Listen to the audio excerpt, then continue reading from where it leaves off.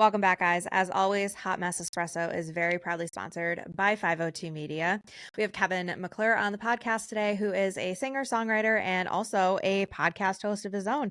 What's up, Kevin? How's it going? It Thanks for is having me. going. Of course, yeah. So let's just dive into the podcast. It's called This One's a Doozy. Um, what is it about? How did it start? Tell me all the things.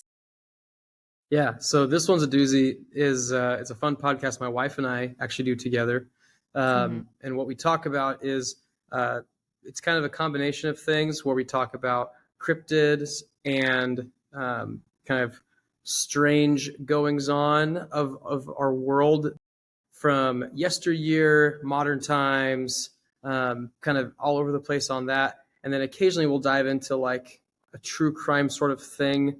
We Mm-hmm. like to live more in kind of the supernatural kind of realm of Yeah. things more than, like kind of your quintessential murder story. Um, Mm-hmm.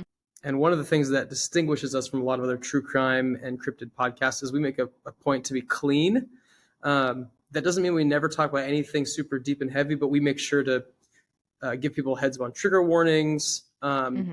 One of our goals is that if you are a parent with kids, you could listen to this with your kids in the car, and at the very least, you would know when something sensitive is coming, instead of being surprised by it out of nowhere. So we make a really strong case and point to be clean, not swear, not get grotesque in details. Mm-hmm. But it all really started with the way that every great marriage works is I get home from work and my wife just wants to unload these things that she's learned about to me. And so, yeah, so we're just hanging out and talking. She's telling me all these things. And so we'll sit and talk. We would sit and talk for like an hour and a half, 2 hours about this thing that she had just spent time researching and learning about. And I'm like, it'd be really Mm-hmm. kind of fun because I'm a musician. And so I've got all this gear. Um, I could just set up some microphones and we could just record us doing this. And at first she was like, I don't know, I'm not really interested in doing that. And I said, that's okay. But I think the Mm-hmm. idea just kind of settled on her a little bit. So then she came Mm-hmm. back to me at some point and said, maybe we should do that. That sounds like kind of a fun way for us to just do something creative together. And so that birthed the idea. We had a couple of test episodes that I don't think have ever seen the light of day. We might have released them on like Patreon as like a bonus exclusive, but Mm-hmm. um, they were definitely like, okay, we're still kind of figuring out how this whole thing works. So then when we finally jumped in for real and released episodes, uh, we were doing for a long time an episode a week. Once we got up to like, I think it was like 40 or 50 episodes, we kind of eased that down to about two a month. And then Mm-hmm. started incorporating Patreon. So now we do kind of a combination of about one public episode per month, one Patreon exclusive episode per month, and then one I'll narrate like a fictional story also on Patreon once a month too. So that's been fun. Sometimes we'll do like a Reddit no sleep story, or we'll Mm-hmm. do a like a something in the what's it called when there's not copyright on it anymore because it's too old. Uh, whatever the term is. Non-trademarked? Listen, I don't know. yeah, Free yeah, yeah, free agent? whatever. Yeah, Yeah. kind of a free use option. Yep. There's a term for it. I can't remember what it is now, but You common know, I would use. know it. I can't think of it either. Yeah. Yeah. Yeah. So I'll narrate something like we did. I've done a couple of Lovecraft stories, just narrating those, and so that's been really fun getting to do that. So that's kind of the combination. We try to do spooky season, so October we usually go a little bit harder Mm-hmm. with a few extra episodes. This year we didn't because my wife got really sick, and so we had to kind of take an alternate route. And then in December we'll usually go thematic, kind of with winter solstice kind of things. We'll talk about ghost stories because I guess it was an old tradition throughout kind of the 16, 1700s where people would actually gather on Christmas Eve and share ghost stories. That was like a common thing. It's kind of fun. So we'll Yes. kind of Mm-hmm. lean into that a little bit. So yeah, we have a good time. We try to be somewhat thematic during the different parts of the year, but overall, you'll always be able to find spooky stories and strange happenings and goings on of our world yesterday and today. I love that. Is there a specific either creature or like lore that is really your favorite to talk about that has really like resonated with you at all? Yeah. My favorite podcast that we've done so far, I think is still Skinwalker Ranch. We talked about that early Oh, on. didn't they do a Yeah, documentary about that? they did. And Okay, so yeah, I think I watched it. yeah, what my wife did, she read all the primary sources, she watched the documentaries, she got a bunch of stuff, and so I and now it's been multiple years since we've done that episode, but if I Hmm. remember correctly, she actually takes a little bit of time to be like, so here's where the documentary kind of went a little extra Hollywood on us and wasn't Ooh. totally accurate, and here's what the actual primary sources tell us. So I have to give my wife all the credit. Haley does a great job. She writes everything. I just am the husband who reacts to the story. But that's And then so I edit on the fun. back end. It is fun. I have a great time.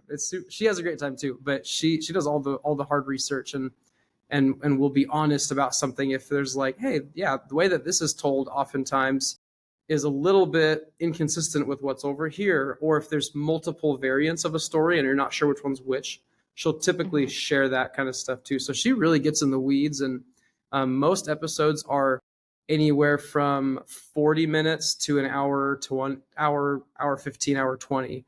And so Hmm. that's kind of where the sweet spot right around 60 minutes is. And Hmm. now we've got, I think, including Patreon episodes, like 150 or 160 episodes now, which is crazy. So there's a lot of content. Does you may not know this, but does your wife have a favorite piece of lore Yes, that she's obsessed with? I know her favorite episode that we've done is Mothman. We covered a Mm. full episode with Mothman. Hmm. That also we included one of her best childhood friends. Krista came on the podcast that episode too. So we had a third person. So that's her favorite episode that we've done, as far as I remember and recall. Her favorite lore in general, though, she goes back and forth between Mothman, Bigfoot, and Frogman. She kind of loves those three on a cycle a little bit, and Hmm. so I don't remember if we've done Frogman. It's because they I've never blur heard of together. Frogman. Oh, that's a fun one. Yeah. Is it? Uh, if if I scrolled through, I could probably figure it out kind of quick if we've ever done a Frogman episode, but I vaguely recall that we did, Yeah, and figure out if you've done the it's Frogman. fun. And so for people like me that don't know, who is Frogman, if you can like think of it off the top of your head. Who is Frogman? So okay, so Frogman is a creature that people, you know what, we did do an episode on this because otherwise I wouldn't know it as well as I do. Um, People go back and forth on whether or not he's humanoid or Mm. he's just a creature that looks like a frog. So there's different kinds of ways to go about all that. Um, the Frogman episode, though, we we get into like there's different kinds of lore. Oh, episode 105, the Loveland Frogman from Loveland, Ohio, and Oh, it's in he lurks along Ohio. the banks of the Little Miami River.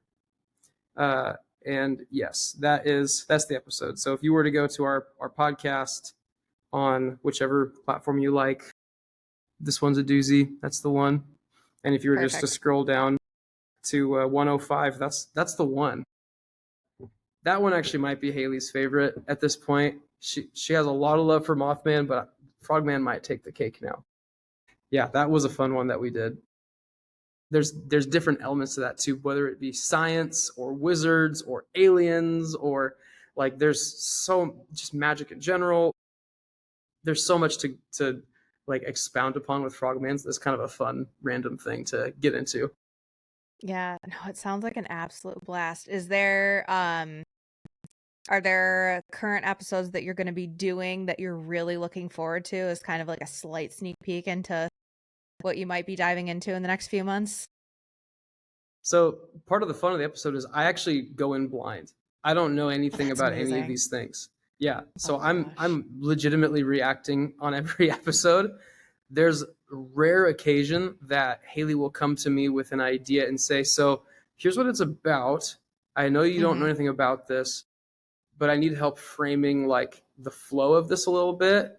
And so she'll kind of like give me like a couple of quick like headline outline points, and then Hmm. I'll kind of help her be like, maybe start here and then work from that into this, into this, into this. So Hmm. sometimes, but that's like super rare, like twice a year that we'll go into that kind of a thing. Most of the time, I go in totally, I don't even know what the title is until I'm typing it into the project file. So Hmm. yeah, I couldn't tell you what we're doing next because I legitimately don't know, but I do know I love that that. Haley has she has a full Apple Notes uh, uh, Oh yeah. document that's just like hundreds of concepts and ideas and things to focus on. And then there's always more. There's always more to talk about. Yeah, I So was just gonna say she's yeah, never gonna run out. no, she won't. You can have her on sometime and ask her that question, and I she was can tell you the things that literally she would do. I was literally just thinking to myself, I'm like, we gotta have Haley on because I feel like her and I could do such a deep dive into because I'm into like, the witchy lore stuff too, of like, especially like indigenous lore and, like European kind of, tales and this, that, and the third. Like I'm really into that. So I'm just like, her and I would have a good time on this. So Oh I'm gonna yeah, have to oh have her yeah, on at some point, 1000%. Um, but to kind of switch gears a little bit, one of the big points of that we had chit chatted about having you on was not only that you're a podcast host, but you're also a musician. yes, yeah. So So I've been walk, playing music yeah. forever. Yeah, I started playing music when I was 13. I got my first guitar. Was Hmm. not good at all. Spent a lot of time being subpar and average Hmm. until I finally kind of started taking it more seriously when I became an adult. And I knew when I was in high school that I wanted to play music. I knew that was where I felt compelled to go for a career, Hmm. but I didn't know like exactly what direction I would go with that. And so after I dropped out of college. I dropped out after 5 months. Um, I was like, I really just feel like drawn to this world. I'm gonna just keep. I already been writing songs, but I knew I wanted to do it purposefully, and so Right. I started writing more, releasing music. Started a band at that point in time, and we toured across the country. We had 5 years of that band touring and playing shows and releasing music. And then band broke up. A couple of my guys wanted to go do their own thing in Nashville. Another guy wanted to just go start kind of his family and his life in his career in engineering. And so that kind of left me with, okay, well, we'll see what happens. I guess I'm just gonna be a husband and a dad for a little bit, and Hmm. I'll worked other jobs, still played music at church sometimes, played music for random gigs that would pop up, but generally speaking, was just doing it on the side. Right around 2021, at the beginning of 2021, I was really feeling kind of this compulsion of like, man, I'm missing that. And I used to describe it as having itchy feet. I was Yeah. just like, I gotta go and do something. And so I started getting that itchy feet feeling, and I was just like, I talked to Haley about it. I think I just want to start putting some energy into this again and see where it can go. And she was really encouraging about that. And we had already been doing the podcast for a little bit too. So I think that helped that we were doing a creative thing together. And she's like, no, do the thing that you want to do too. And yeah, I put some energy into that and released my first single as a solo artist uh, called Little Chaos. That song came out, a song about my son, and it's kind of got this kind of upbeat, folksy vibe to it, kind of folk pop vibe to it, Hmm. and that kind of started the trajectory of like, yeah, I want to keep really leaning into this. So released some more singles, started getting some EPs out, and then started playing shows. And the shows that I started playing would be a little bit haphazard at first. It was like I hadn't done it in 10 years or something, or whatever it was, 6 or 7 years by that point, because I hadn't. And things just kind of started picking up steam. I started attracting musicians that wanted to be a part of something a little more serious, and a little more professional. And just since then, it's just kind of kept on progressing to now, where I've got a 4-piece band behind me, and I'm the 5th frontman of Kevin McClure, the artist, and writing songs and bringing it to these guys that collaborate with me, and we kind of finalize the arrangement together, go into studio, track, and so now we're actually right on the back end of recording the first full-length Kevin McClure album. So I'm excited about that. Do we have like an approximate, definitely 2026, obviously, but yes, do we have an approximate like spring, summer, like late winter? Do we have kind of a time frame of when that's going to be coming out? So here's how it's going to come out. You're the first person to hear this publicly. Everybody else that knows it from behind closed doors. So I will release this album in March as a pre-release, exclusively on vinyl and CD. And the reason for that is because whenever a new movie comes out, it drops, it releases, and where do you have to see it first? You have to see it at the theater.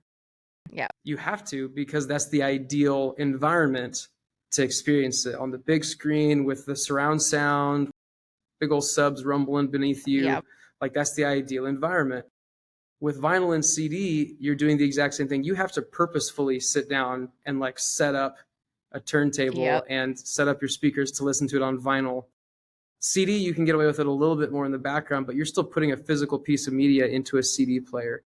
And so I knew, for me, with this album, I wanted to do something different that wasn't just putting out another thing. I've been doing that now for a few years, putting out another song, another EP. For this, I'm like, this has to be purposeful, where the people who are going to listen to this first are intentionally listening to it. And they're sitting down and they're consuming the lyricism, they're consuming the musical movements, the genre bending that we're doing. And I was like, we have to do it this way. There's no other way to release this album. And just because of the nature of what it's like, it's really just like, and the subject matter, it's really meant to be stewed on. And so I was like, that's how we're doing it. So we're going to release it in spring of 2026 as a pre-release for physical only. And that'll be a limited run.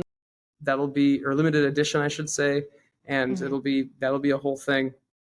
And then I'm not sure exactly when we'll do an official full push album release, digital and everything like that, but it'll come later. So the idea is that I want to reward the people who want to sit and listen to it and enjoy it for what it is. I want to reward them with something exclusive first, before I just give it to everybody who can just put it on in the background while they're doing other things. That's fine. Those are great. Those Spotify numbers will be there. That's great, you know. But I long for something a lot deeper than just being someone's background music. So. Yeah, I think we're in a day and age where things do unintentionally become background music. I mean, we're a similar age, so like we all remember when a CD would release and you would run to the music store and get it, and like there were only a certain amount of copies and you couldn't just download it to your phone while you were sleeping, and you had to go get it, and then you had to put it in your boombox, and you were so excited to hear every new piece, and you know, you had the booklet open to look at the lyrics, and you know, you have that, but it's all from your phone while you're doing other things, versus we all were sitting down, we were literally sat down, and there's something really nostalgic about that, and obviously nostalgic about the way you're going to be releasing it. And again, as much as I love the convenience of it's on my phone, it's nice to actually have to go, like you were saying, with the intention. Like I love that. Yeah, thank you. I'm excited about releasing it like that. I think I've seen a couple other artists do something similar, and for me, I was like, I want to really lean into that and make this a moment. And so there's going to be an exclusive pre-release party that's an invite only, and you can only get the invite if you enter your name into the raffle, and it's free to come. And I'm going to feed you, and it's going to be this whole thing. I love And so that. that's going to happen with the pre-release.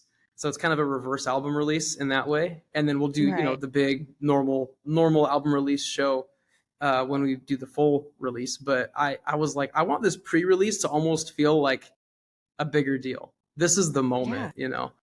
So that's Well, exciting to me to kind of do something crazy like that. I mean, if your first full length is a huge deal, I feel there's so much more that goes into it versus an EP or a single. Like it is a full blown like project to put all of it together and make it Yes. make sense. Yes, it is a crazy project. I'm working on the design right now, and I'm kind of getting some mocks put together before I send it to somebody who's better at that than me, hmm to make it like really great.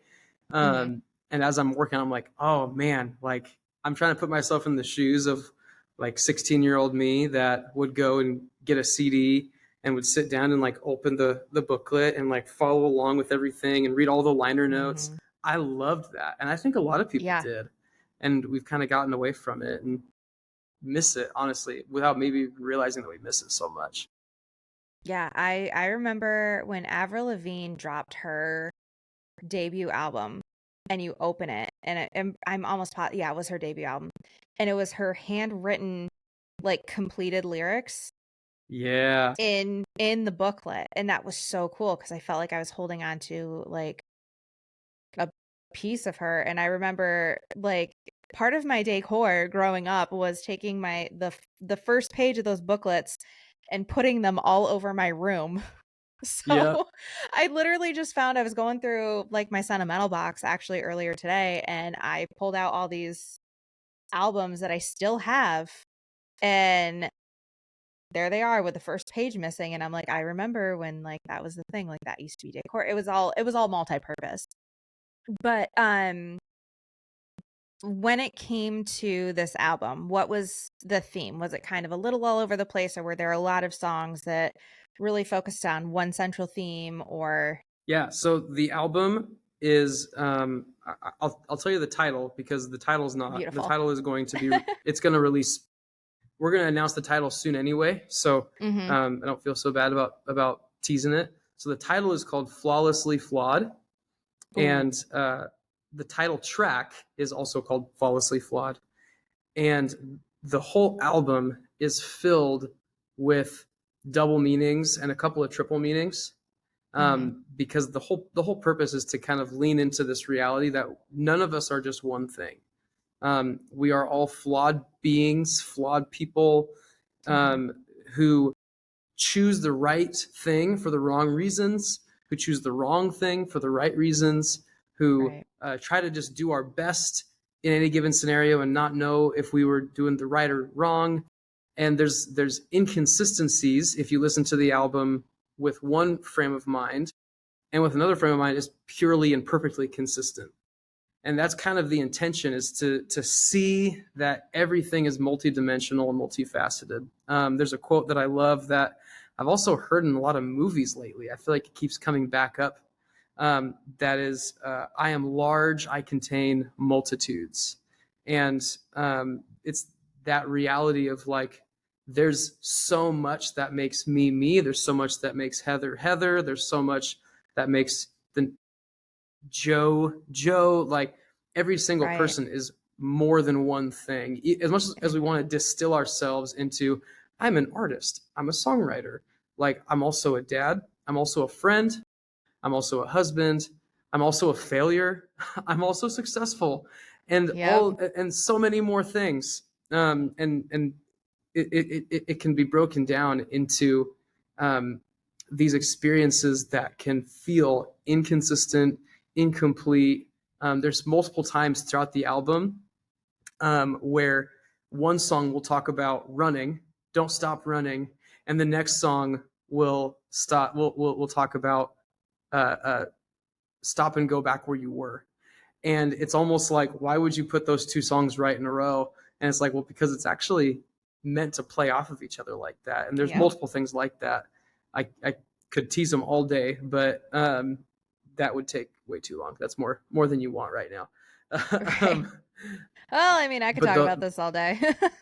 Yeah, but the album comes to a little bit of a, I don't want to say a climax because I feel like it really rides the whole time. Hmm. But there's a hinge point on the album where there's a song that is really subdued. It's the only song on the album that's just me with a guitar and a cello. Everything Oof. else is all, it's full band and gets like a little bit more complicated and musically interesting. Hmm. But this one song is really simple and really pulled, stripped away, and it's just full of double meanings. The whole thing is just double meaning after double meaning after double meaning.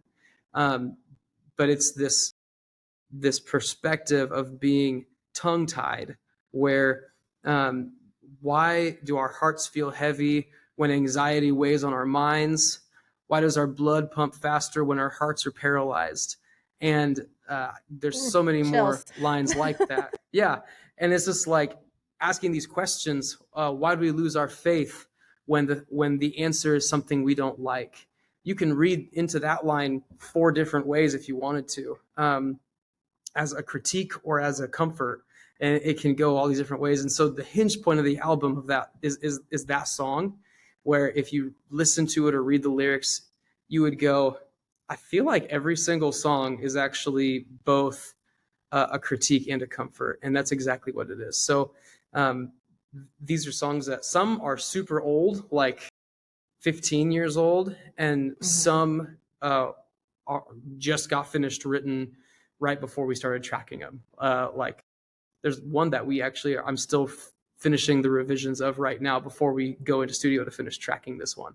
So there's a whole life of songwriting happening, um, which I think is also a good picture of that whole thing of being more than just one thing. I'm constantly evolving and becoming somebody new. I shed my skin and I become a new physical being every 6 months. Um, Hmm. that's that's at the heart of Flawlessly Flawed, and I think that's why I get so excited about it. So yeah, No, I can tell. And for those of you that are watching the YouTube, and if you're not watching the YouTube, go see the YouTube. This man is lighting up talking about this album. Like you can just tell there's so much that has gone into it. And I'm so excited for it to come out. I can't wait to listen to it. When it comes to writing as a whole, are there any songs, past or present, that were either really uh what's the word I'm looking for? Not monumental, but like instrumental, no pun intended, instrumental in helping you work through something, or was really, really difficult to write, or you just really got it all out and it was really cathartic? Were there any that are a huge, like, emotional dump, basically? yeah. So the way that I approach songwriting is very much from a therapeutic standpoint. Um, I write for fun, like I do that, but the vast majority of what I write is to get things off my chest, is to process, is to complain. Right. There's all kinds, yeah. There's all kinds of emotions for me that go into writing, um, but I will say the vast majority of my songs are, they do tend to lean towards when I'm sad, because when I'm in a great mood, I want to go Mhm. play catch with my daughter. I want to go play Legos with my son. I want to sit and hang out with my wife and have a conversation about cryptids. Mhm. Those are the things I want to do when I'm in a good mood. When I'm feeling down, when I'm feeling beaten and worn, um, that's when I need to go and process things, and that's when I want to hold a guitar and strum through some chords. And sometimes it's just jamming, and that's great too.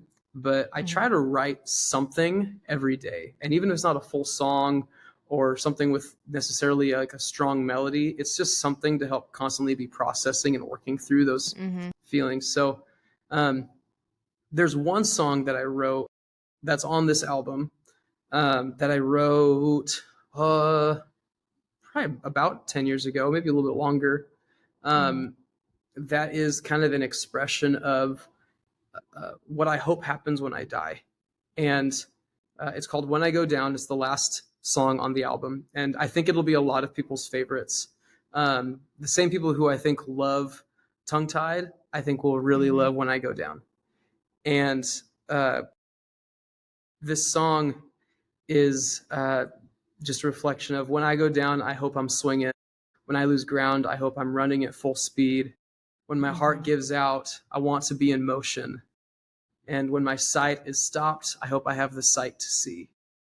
Oh. And it's just kind of I'm trying to craft the perspective of I want to not just be sitting back and waiting and ready Mm-hmm. for this thing to be over. I want to be actively progressing and moving and growing. Uh, my favorite line in the whole song, it kind of calls back to that first verse. It says, "And when my heart gives out, oh my gosh, I got to sit and remember it now. And when my heart gives out, I hope it it's all because I'm emptied out and it caves in because I gave all my love away." And that's that's the way that I want to live my life. And so in those moments where I'm feeling beat down and worn and thinking about the worst ways that things can go and burdened by the news cycle or a relationship that I've messed up by saying the wrong thing to a friend or to my Mm-hmm. parent or something, um, I want to always be progressing towards this direction of giving my love away, that one day my heart gives out because I've fully emptied it out. That's Yeah. that's why it needs to stop. Not because I sat back and hoarded and protected myself over and over again, but because I was freely giving of myself, that my heart would just be empty, because that's how it's supposed to be when I go. Is it's all been given to all these people that I love. And so that song would be, to answer your question, that song would be a great example of something that was really cathartic, to finally get to that point to say, yeah, when I go down, I hope I'm singing. When I lose ground, I hope I'm falling off my stage. When my heart gives out, I hope it's all because I'm emptied out and it caves in because I gave all my love away. That's where I want to be when I. Exactly. Yeah. And it could have come off as a stupid question because I know a lot of musicians write in order to process, but I actually know musicians that are like, "Hey, I process first and then I write it down once it's all been like made clear to me." Like not everyone processes via writing, so it's always interesting to see how people process their emotions, whether they process it first and then write it down, or if they're processing as they're writing it, or if they do a really chaotic rough draft and then go, well, that can't make it on like the final cut. Let's like refine this a Right, little bit. But when it right. comes to music influences, obviously you have been doing this a very long time. If, you know, one of the songs in the album is 15 years old. What were some of your big influences growing up and how have they changed to your influences now? Yeah. Well, so I grew up with a really young parent. Both my parents were really young, but my mom in particular, she was 17 when she had me. So she kind of finished growing up while I was coming up in my really Mhm. young elementary years. And I remember being in the car and listening to her favorite bands and artists. So we would listen to a lot of a band called Sister Hazel. That's her favorite band ever. Yep, And they've got this big hit single called "All for You," and they've got incredible harmonies. They are a band they that do. harmonizes Ugh, together. Just it's like butter. It's so good. it's And then she chills, also, immediate because chills. yeah, because she was in her young 20s when I was paying closer attention, and mid 20s, we would listen to a lot of what was really popular in 1999 and 2000, which was boy bands and Yep. female pop stars. So we had a ton of Britney Spears. We had a ton of Backstreet Boys and NSYNC. So I had a lot of pop music influencing me. and I had a ton of harmonies influencing me. So that was the kind of stuff I listened to a lot growing up. When I came to a point that I was choosing my own favorite artists, my very first favorite artist that I remember choosing for myself was a band called Good Charlotte. My Do you remember favorite of Good all time. Charlotte? Really? My Yeah. favorite of all time. Yeah. So they were the first band I ever Ugh. had that I was like, this is my favorite band. Mm-hmm. And I admittedly, I wouldn't call them my favorite now. They're not my number one top spot, but they have a soft Right. spot. And I Yeah. just showed my oldest daughter Little Things not that long ago. And really that God. whole self-titled album. Mm-hmm. That whole album is just straight bangers. They're so good. I And so that made a huge impact on me, especially like going from really clean pop music and a band like Sister Hazel that's a band but they don't have like an edge to them as much, into this thing that's like I'm mad at my dad and grungy guitars and and Benji Madden's just hair. and Benji Madden's hair and That. the long shorts and Chuck Taylor's and all this stuff. And I was like, I love this aesthetic. This is it for so I really fell in love with that band. Their first 3 or 4 albums really did it for me. Mm-hmm. And I listened to their most recent one. They just released one Yeah. earlier this year. That was pretty good. I listened to it and I was Yeah. like, I have no shade at all. And I probably should listen to it again just to like take it down more. But I was like, this is up there with probably that first 3, 4 albums that they were like really like going Yeah, hard they've after it. rediscovered their sound because they started kind of doing a little bit of a left turn there in the middle. And I was like, I Yeah. mean, it's okay. Like they use a lot of synth and stuff like that, which again, Yeah. every band is entitled to kind of, progress and stuff. But then, yeah, their last album that they dropped in like 2018, I think. And then this one were both like classic Good Charlotte sound. And I was like, yes, because pop punk's coming back. Yeah. And I Exactly. like punk rock, like I'm so here for it. Yep. So I just saw a podcast episode where Haley Williams and Jack Antonoff were talking about how hardcore kids are now running the music industry and how that's affecting how you're seeing the way that pop punk and punk music is actually going, where they were the outsiders for so long. Now those people have progressed in their jobs and in their careers too. Well, now they actually are in charge, and you see Turnstile and Ghost, and you see all these other bands that are like, they would not have been mainstream 15, 20 years ago because they were edgy.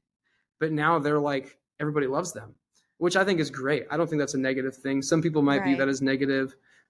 I shortly after my Good Charlotte run, you run into like all the bands that are kind of parallel to them somewhere, like Simple Plan and who's that one? Sum 41, stuff like that. That was like, those were instrumental to me. And then I started really falling in love with kind of this middle realm of like, they were acts that were mainstream-ish, but still edgy, kind of borrowed from across the realm. Or would even go as far as to say like they were kind of hard to categorize. And so like I fell in love with Switchfoot. That's probably still my favorite band. I've listened to everything from Switchfoot. yes. And yeah. And the former their lead church singer, kid in John me. Foreman. Yeah. Yeah, like Man, they cross the whole spectrum. And they're hard to 1000%. categorize. Yes. John Foreman, the lead singer, he has solo stuff out too that he covers. Like he's kind of folksy in one realm and then more experimental in another. So he also just has a solo artist does the same sort of thing. Bright Eyes. I live in Omaha. I'm from Omaha, Nebraska. And so Bright Eyes is the homegrown hero for me in a lot of ways, Connor Oberst. That taught me how to express the really negative emotions and be okay with it not being all buttoned up and well sorted. Like it's okay that things are a little bit like they just suck right now, and that's okay. And so fell in love with Bright Eyes, and those were really 2 huge bands for me through high school. Because of having young parents, I didn't have any exposure to old music until I was about to graduate high school. So I had never heard of the Beatles until I was 17. Or I had heard of them, but I haven't listened to any of their music until I was 17. Yeah. Got super into the Beatles, and now I listen to Abbey Road once a year as like a memorial of like, oh my Right. gosh, this like changed my junior year of high school. Like, Right. I'm gonna go and listen to this album, and my mind is blown every time that I listen to the last 25 minutes of that album. Is incredible. The whole thing is, but I just love how it just flows straight through for like 5 songs. It's so cool. Michael Jackson, I kind of got into him towards the end of high school, and then I really fell in love with like uh, uh, really sexy R&B. You know, the one that I'm talking about, like the Oh, 90s yeah. smooth stuff. Yeah, that like, And yep. so, yeah, it's like kind of like infused with like gospel chords, but then Mm-hmm. it's not about that. It's No, it's it's actually a the lot polar different. opposite. Yeah. But the musicality of it is just so beautiful, and it Mm-hmm. just moves in such a way. So those are the things that were really influencing me as a teenager and a young adult. Um, as someone who has played at church, like I've had a lot of church music over my life. That's like, oh, this is really basic and straight. Oh, this is really like interesting and different. But both of these serve different kinds of purposes. Gospel music kind of does this thing over here, and so I'm a little bit of a hodgepodge of a combo of all of those things. And so when you get Good Charlotte in the room with Chris Tomlin in the room with Yeah. Connor Oberst of Bright Eyes, you get some really weird combinations of things. And I think that's kind of what happened to me, is I just kind of became this weird combination of those kinds of artists and genres and people.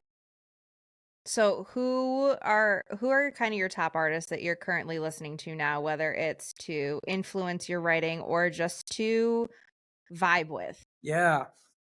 Let me pull up my Spotify because there's so many. So I signed to an independent record label a couple years ago, year Mm-hmm. and a half ago, sounds about right. Called Good Life Records here in Omaha, Mm-hmm. and on this label comes a ton of great bands that you've probably not heard of, most of, but you should go find all of them. There's like 25 artists on the label now. Yeah, Uh, I just want to shout out a few that I've played shows with that absolutely. are wonderful. Feel Good is a band that they're killing it. They have they're a female fronted pop punk band. They have a great sound. It's very much like Mayday Parade meets Paramore kind of a vibe, which is Love it. cool. Public Figure are other friends of mine on the label that they're kind of true pop punk, I would say. Mm-hmm. And they also have an incredible cover of Handlebars. I can ride my bike with no Yeah, handlebars. so Yeah, you said that one. handlebars and I was like, They yep. they released that a month or two ago, and it is a fantastic cover. But Mm-hmm. that's not even their best song. Their best song is uh, called Lindy. That's what it's called, and it's beautiful. They did such a great job. I could keep talking. I won't just list all No, 24 I bands on look, the I label. love a good I list. could. So Yeah. So Good Life artists, just go listen to all of them because they're all great. Everybody's putting out music all the time too. My even friend better. Melanie, she goes by the artist name My Friends Call Me Mel, and she's a true pop artist. She's actually featured on one of the songs on Flawlessly Flawed, and she does a great job of writing. She's an incredible writer. She's a killer vocalist, Mm-hmm. and she just had a song get placed. Did you see that A24 movie Friendship? Did you ever see No, that movie? I It don't came think out so. like No. late last year, I think. It's got that guy from I Think You Can Leave. I forget what his name is now. The actor, he's a comedian. Yeah, I can't And it's think of it got Paul either. Rudd. Paul Rudd's in it too. But Okay. Mel got one of her songs in that movie, which is pretty Ugh, sweet. that's the Um, best. yeah, yeah. And so she's just killing it. So I'm just really proud. Those are just friends that I'm just like, they're influencing me a lot. Mm-hmm. Um, Tyson Motzenbacher is somebody, he's not on, I'm getting away from the label now. These aren't friends. These are just people that are influencing me right now. Right. Tyson Motzenbacher, he just put out a new album called Modern Worries that blew my mind. Just like made me cry, made me laugh. Uh, Incredible songwriter.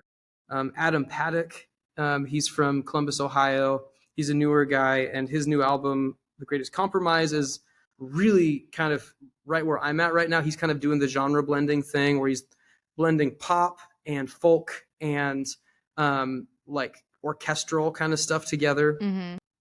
And so that's been really cool. Just kind of hearing like those are just some people that are doing things. Those are people Right. who are doing things that I love that people maybe haven't heard as much of recently. Mm-hmm. As for more like well-known artists that I listen to, I love Lights. Have you ever heard of Lights before? Yes, I have. Yeah. Yes. So Lights, she just put out a new album earlier this year that was awesome, super pop, and just really, really, really good. And she does this like amazing ability to take her pop electronic songs and make Mm-hmm. them into really great acoustic arrangements too. Like she's an Ooh, incredible guitarist and an I love incredible that. musician. So she actually can do both really well. And yeah, she just crushed it. More popular than that, more people would know artists would be like Matt Carney. I love Matt Carney. Oh He does a gosh, great yeah. job. And he really he also this is the thing for me. If you can blend genres, I'm gonna immediately be interested. Mm-hmm. And he does that. Mm-hmm. He's always blended pop with hip hop with folk, and it's just been so good. Cursive, they're also from Omaha. They're Yep. definitely edgier and push that boundary with loudness, which Right. I think is great. Felice Brothers, Judah and the Lion. I've been listening to them a lot lately. And man, I listen to music so much that I'm like looking through my Right. list It's of so like what have hard I been to. really yeah. Um, yeah, and I think if you were to go and look at a random 2008 youth group playlist, I'd probably listen to most of that, Yeah. playlists too, like the Switchfoots of the world, Reliant K, Anne Oh, Berlin. Anne Berlin's Reliant an K. influential one for me. Yeah. So is Amberlin. Uh, Yeah, they were yeah. huge for me. Yeah. So anything that has heartfelt lyricism that is personal and means a lot to the songwriter and blends genre musically, uh, I'm almost immediately hooked and interested. And I'm sure that there's more that I'm just not thinking of.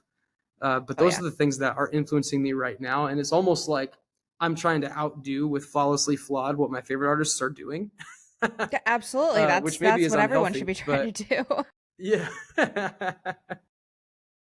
Well, So I think anyway, too. that's it. That's the list. Yeah. Well, I think too, like where music has been going lately, I've noticed because you've mentioned a few times like genre blending and stuff like that. Like 10 years ago, that was almost like a don't do that kind of Mm-hmm. deal. Like if you are a pop, you stick to pop. If you are rock, you stick to rock. If you're in folk, you stick to folk. Like and now it's like everyone has all of these and I think it's because a lot of these artists are like, "Hey, I listen to literally everything." Mm-hmm. So, I'm going to take a little that I love from like Florence and the Machine and a little from, you know, Switchfoot or a little from, just to really throw it out there, a little bit from Twisted Sister, like not to Yeah, really, yeah. I grew up on 80s hair metal. So like, cause I was a 92 baby. So I grew up on 80s hair metal and, 90s Yeah. grunge and then 2000s pop punk. And then it went into hard rock. And now, I'm a raging metalhead, but I Right. also jam out to Sabrina Carpenter like nobody's business. So, what I really love is music as a whole isn't being put in boxes anymore. It used to be that there were subgenres for everything. Like even like in Mm-hmm. the metal community, there was metalcore, deathcore, black metal, crabcore question mark. Yeah. But Yeah. and now it's just like it's just metal. Same with pop. Like pop can have guitars and like a little more of an edgy feel to it. Like MGK has literally done just about every genre there is, and it's okay that all of these things are being blended and it's nice because then everyone's not in their my dog is having big dreams right now. I was like, is she barking? No, she's just literally finally catching a squirrel or Sleeping. something. So, but it's just so nice how, and it's like refreshing to see that different artists are taking different, and it's not so like you have to be in this box or like you're not going to make it. Yeah. Yeah, it's true. Well, and Bob Dylan is a great example of somebody who he Mm-hmm. evolved, right? Like he Yes. started out as a true American folk singer, um, and evolved into a pop rock artist of the time. We wouldn't necessarily call him pop rock now all that much, but like he was at that point in time, he was pushing the edge. He was pop rock as far as it went, to where it made a lot of people mad who wanted Mm-hmm. him to stay folk. And yeah, that's a major influence for me too. And Elliott Smith is somebody who did something similar. Started out really quiet and subdued, and everything was acoustic, and everything was just like real chill. To where his second to last album, because his last one came out after he died, but his second to last album um, was like, oh wow, this is like becoming like this full band. Like there's all these extra elements to it. Right. The piano starts to get way more prevalent.